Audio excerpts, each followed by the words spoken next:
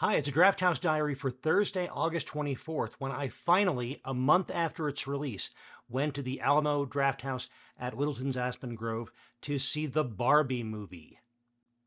Now, I'm really not sure how to think of this movie because there were parts that were just done incredibly well. First of all, this is a movie that fits very squarely in the subgenre of movies that are essentially Gnostic allegories. A movie about a character or characters who live in a world that they take to be the real world and to the extent of the real world and the extent of their experience. And the story is driven by something breaking that illusion and showing them that there is more to the world. There is more to what is beyond the world that they knew and how they need to respond to that. I'm thinking of movies like The Matrix, like The Truman Show, like The 13th Floor. I'm sure I could go on and name more of these, but Barbie very much fits there. This was about worlds out of balance. Barbie Land is shown to be a world that is out of balance. There are Barbies in Barbie Land, and there are Kens in Barbie Land, and the Kens don't really have a place in this world. And the real world is also a world out of balance. It's a world in which there isn't equality.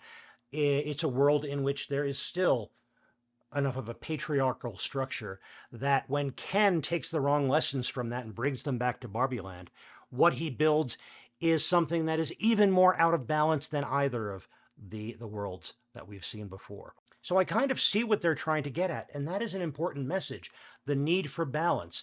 And there's even a recognition towards the end of the movie that Barbie Land was not a well-balanced place and shouldn't go back to the way that it was. But none of that is kept very clear. It's kind of swamped by what else happens in this movie. I expected from Greta Gerwig something that was going to be subversive, something that was going to be a bit philosophical, and I got some of that.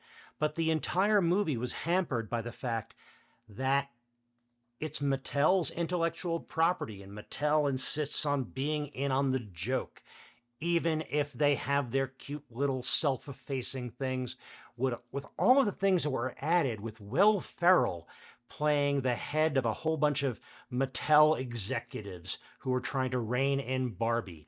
It was as if they were saying, see, we can make fun of ourselves, but guys, no, you can't. It just drained all the energy out of the movie by adding all of those unnecessary things. What was left, if you put those things aside, were some really good performances. Margot Robbie really did turn Barbie into a character who was engaging, who had you rooting for her, had you questioning things along with her. Ryan Gosling as Ken, much less of a character to work with, but still, he made something interesting out of that. Even all the other Barbies, they were each sufficiently distinctive and performed sufficiently well and with enough variety that it took what could have been a very boring setting, a very boring presentation, and kept it interesting, while at the same time mostly continuing to convey the sameness that sort of characterized Barbie Land at the beginning of this movie. The whole story involves Barbie suddenly in the middle of Barbie Land having thoughts of existential dread, and it turns out that it has to do with who's playing with her iconic Barbie in the real world.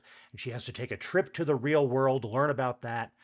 And Ken learns about the real world as well because he insists on going with Barbie. And he takes the wrong message from the real world and essentially comes back to Barbie Land and turns it into an oppressive patriarchy. Yeah, it could have been such a more interesting movie. Even this story could have been told better than it was. They kept pulling themselves back from making interesting and important points.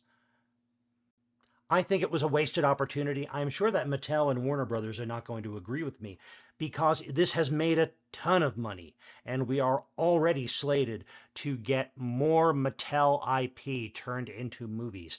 I think one of the next ones up is Polly Pocket. So we'll see if they can do more with that. But if they couldn't really do something interesting, or at least with a bit more of an edge to Barbie, I don't know what they're going to do with the rest of this Mattel IP, but we'll see. I do have to mention that the production design was amazing, brilliant, and there was good, if occasionally distracting, use of music. So again, all of the parts were there. I just wish they had been used in the service of a better movie. Before I get to the rest of my trip to the Alamo, if you like this video, please click the like button down below. And if you want more Drafthouse Diaries, click that subscribe button. Now, the pre-roll for Barbie was kind of what I expected, but it was very good. It started with a featurette on why we love Greta Gerwig. And it was Alamo created clips from Greta Gerwig movies that she had either performed in or written or directed or all of the above. And it really was a good showcase of what makes her a compelling filmmaker. We also got long segments of a Barbie Fashion Secrets design special from 1993. It was from 1993, but it seemed very 80s to me. And it was just what it sounds like. It was a TV special, or maybe it was direct to DVD, and it was about Barbie fashion design. In a similar vein, we got parts of a Barbie dance club video. And I just love the messages that we got at the beginning of these. Dolls do not talk or move without assistance, as shown in some parts of this video. That was kind of ringing in my head for a day or two after I saw this movie. And some of the stop motion that are in these Barbie videos is kind of creepy. We also got a bunch of Barbie commercials from the 50s through at least the 90s, if not the 2010s. It was an interesting way to see how Barbie's image changed and how the way she fit into the culture changed. The way play was expected to be conducted with Barbie changed. So that was kind of interesting as well. There was also a number of clips about Ryan Gosling's song and dance experience, which I gather is quite extensive from when he was a kid. So all in all, just right as a pre-show for a Barbie movie. Food and drink, I got the Caesar salad with grilled chicken. I've had that before. I've reviewed that before. It's still one of my favorite things there at the Alamo. The theater was quite crowded at this early evening screening, but the staff was still very efficient. Service was quick and friendly, and the Littleton Alamo did let us in on time to see all of that pre-show. Well, that's all for this Drafthouse Diary entry. Thank you very much for watching. I'll be back with more soon, and in the meantime, enjoy your movies, and when you do, stay till the end of the credits.